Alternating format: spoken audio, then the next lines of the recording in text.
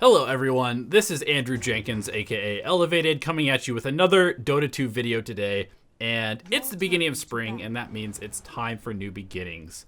As you might have seen in the intro there, Jenkins and I are happy to announce our brand new account boosting and buying service called Transmutation by Alchemy, and this whole service is an idea that we came up with. We've seen so many comments about people wanting to gain MMR in the comment sections of our videos. We've been approached by many brands about promoting their boosting services, and we just decided, screw it, we're going to make our own, so you can pay us your cold hard cash and get sweet, warm, fiery, spicy MMR as a result. Check out the link in the description below for more information on Transmutation. Alright, let's get into the video, and today's video is going to be a fun one. It is going to be something that I think really just needs to be covered. We're going to talk about the top 5 things that pro players need to learn from Heralds. And these are incredibly important. We don't see any pro players doing these, and we think that they are completely missing the point of playing Dota 2. So let's get right into the video.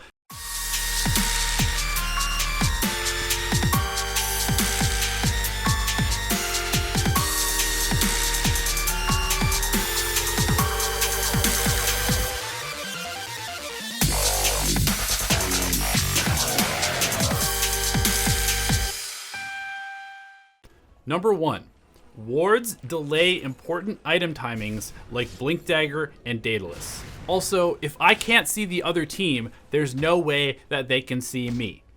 The thing about wards is that they are just a bunch of dead gold. You buy them, you put them on the ground, sometimes they get dewarded, other times they just expire. It's temporary gold. It's a complete waste of your net worth. You're farming all these creeps, you're hitting camps, you're pushing waves, you're doing a lot of work to get this gold. Are you really just going to throw it on the ground and forget about it? That seems like a huge waste of time. Wouldn't you rather be itemizing towards a lot of damage, game-winning, killing people items where you can just fight and kill and crit for 1,000 damage, 2,000 damage? That's way more fun. It's a way better use of your gold. Fuck wards, and I don't know why anybody buys them. Number 2, the enemy team can't contest your jungle farm if they are dead. It's very important to secure your own jungle after winning an engagement, because there is a lot of farm sitting there waiting to be taken by you, and if you kill the entire enemy team, it's a great opportunity to go secure that farm, because it's going to allow you to increase your net worth by taking a very safe farm after you don't have any abilities, or maybe your HP is a little bit low from fighting, maybe you don't have quite as much mana as you'd like, or your BKB is on cooldown. So you want to head to your jungle. You want to get all of that farm, run away from danger, run away from the enemy base. They're dead, but they're going to be coming back to life, so you don't want to be anywhere near their base when they do respawn. Jesus Christ, what the hell is coming out of my mouth right now?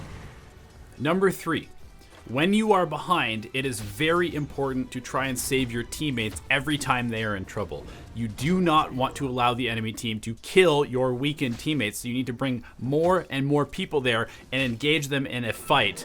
Even if it doesn't seem like you can win it, you need to throw as many bodies as possible to keep your teammates alive, because the more times that they die to the strong enemy team, the stronger the enemy team is going to get. So you need to make sure that the enemy team doesn't get any more kills by continuing to make sure that you are protecting your teammates at all costs, even at the cost of your own life. Dota can be a very snowbally game, and it's really important that you pretend to be the fire. You want to be the fire that burns the snowball up, melts the snowball, and turns the game around for your team. Number 4 is you can never have enough damage. There's always going to be more heroes to kill in a game of Dota, and you just need to make sure that you have enough damage to kill them.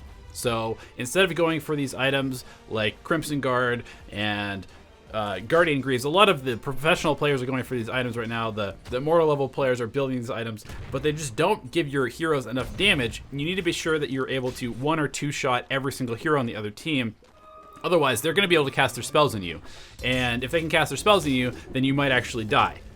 Number 5, invisibility equals invincibility. Shadowblade is much more reliable than Smoke of Deceit, since it has infinite uses and doesn't ever get dispelled by being near someone.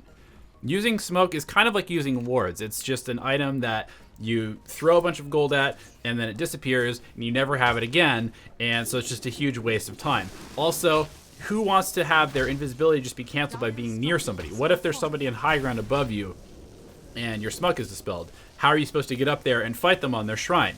You definitely want to be able to fight them on their shrine by running up the high ground and fighting them on their shrine instead of having the smoke dispel so you can run away, because that's just a waste of your time. So make sure that you're buying Shadow Blades, and sure, the other team might buy Sentries and Dust, but at the end of the day, it's probably not going to happen because I've never seen it happen in my own games. Number 5. Roshan is big and scary, and not being able to see outside of the pit makes this very, very dangerous to take as an objective. Avoid it at all costs. There's this special item called Aegis in Dota 2, but it's really hard to get because it's guarded by this character called Roshan, who has way more health than you, way more damage, way more armor, and he seems to be able to stun you whenever you are trying to actually attack him. So it's totally not fair to fight Roshan, and the fact that he's in this little area where you actually can't see out of, the best way to deal with Roshan is to just allow the other team to try and go in there, and then you can just be sitting in your jungle farming and eventually come out and catch them in the Roshan pit and steal the Aegis that way. Number 5, more cores in a draft equals more chances that one of them will carry the game. Sometimes you can't rely on your teammates to be good Dota players, and so it's better to have as many carries as possible, because if you have 5 carries, then there's a reasonably good chance that at least one of them will be a good carry. And sometimes that's you. You know, you might be a good carry player, so if your entire other team picks carries, then you want to also pick a carry because there's a pretty good chance that they're not good carries because you're actually the good carry every single game.